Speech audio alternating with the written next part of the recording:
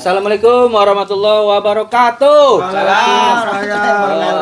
Masih semangat ibu-ibu? Enggak, Pak. Nah, Jipen nggak semangat. ini lemes Baik, banget. Pak, dari tadi, Pak. Udah, supaya nggak kita usah. semangat, kita tepuk P2 kado. Kedua. Masih ingat? Nah. Lupa. Ayo, 1, 2, 3. Pertemuan peningkatan kemampuan keluarga. Ya, mantap. Baik.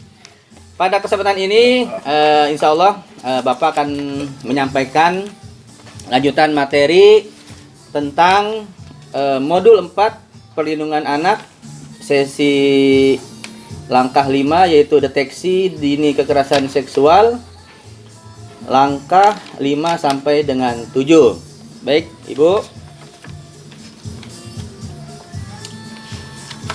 Sebelumnya sudah jelaskan bahwa tanda-tanda kekerasan seksual pada anak itu, maaf Bu ya, perhatikan sebentar nih. Bisa dilihat dari gerakan-gerakan yang tidak wajar. Jadi ketika anak ibu itu atau tetangga ngelihat anaknya itu terjadi kekerasan seksual terhadap anak, nah ini Bu, ada Bu tanda-tandanya Bu. Jangan lama-lama, Pak. Pertama, kedua bahu terangkat sehingga menutupi leher. Nah, ini gerakan refleks seseorang untuk melindungi tubuh seperti begini, atau begini, atau begini, gitu, Bu ya. Kelotnya Juga, mana tuh, Pak? ya. Kelotnya mana dia? Kemudian kepala tertunduk ke dalam, jadi seperti orang ingin terlindungi, Pak. Takut ya, Gitu, takut, Pak ya, takut. ya. Kedua tangan dan kedua kaki menyimpul erat seperti orang mau sedekah, Pak. Kalau di sedekahan mah menyimpul begitu. Kemudian lutut tertekuk ke dalam tubuh. Kemudian tubuh menekuk. Kemudian mata berkedip. Kedip. Ini bukan seperti orang kedip, Bu ya. Jadi seperti orang ketakutan.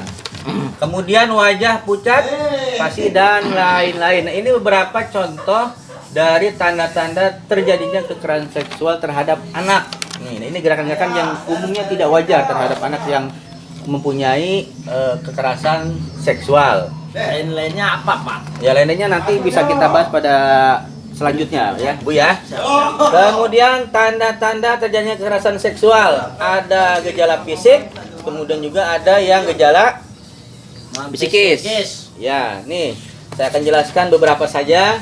Pertama, sakit jika memakai celana dalam dan mengeluh kesulitan atau kesakitan saat BAB atau bak, ya. Kemudian cedera pada buah dada, bokong, perut, bagian bawah, paha, sekitar alat kelamin atau dubur. Nah, itu contoh beberapa tanda-tanda kekerasan seksual yang terjadi gejala fisik. Kemudian ada juga yang gejala psikisnya. Anak berubah ekspresi, jadi pendiam, cemas, gelisah, mengurung diri, takut ditinggal sendirian, atau juga menunjukkan keluhan-keluhan fisik yang tidak dapat dijelaskan. Penyebabnya seperti pusing, sakit perut, atau masalah makan. Nah, ini beberapa contoh juga ibu-ibu ya yang dari gejala psikis. Kemudian, nah sekarang bagaimana jika itu terjadi terhadap keluarga kita atau keluarga ibu-ibu nih? Kalau terjadi kekerasan seksual, bagaimana antisipasi dininya? Bagaimana, Pak? Lapor polisi, Pak. Atau Bu? Lapor Polisi. atau lapor RT. Baik, di sini ada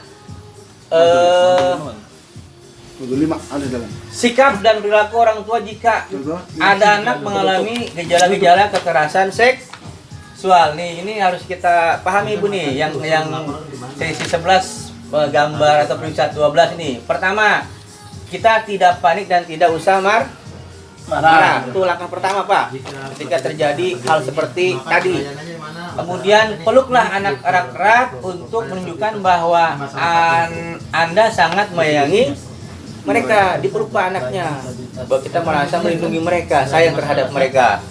Kemudian sampaikan bahwa tidak ada satu orang pun yang boleh menyakiti mereka dan apapun yang terjadi, akan tetapi memberikan perlindungan. Kemudian jadilah pendengar aktif tentang cerita dan Nah, kalau anak ada mau cerita didengar Pak pendapatnya, jangan diemin aja ya Bu ya. Mintalah pertolongan ahli atau lembaga-lembaga pelayanan. LSM Pak ya? Ya, diantaranya. Kemudian juga bisa dilakukan kepada pihak kepolisian. Nah, ini langkah-langkah jika terjadi gejala kekerasan seksual terhadap anak. Ya, bisa dipahami Ibu? Ya, baik. Untuk di akhir ini mudah-mudahan bisa dipahami ya. Mari kita tepuk bersama untuk kegembiraan kita. Ayo Bu, tepuk tangan dulu. Ya, saya akhiri. Assalamualaikum warahmatullahi wabarakatuh. Waalaikumsalam.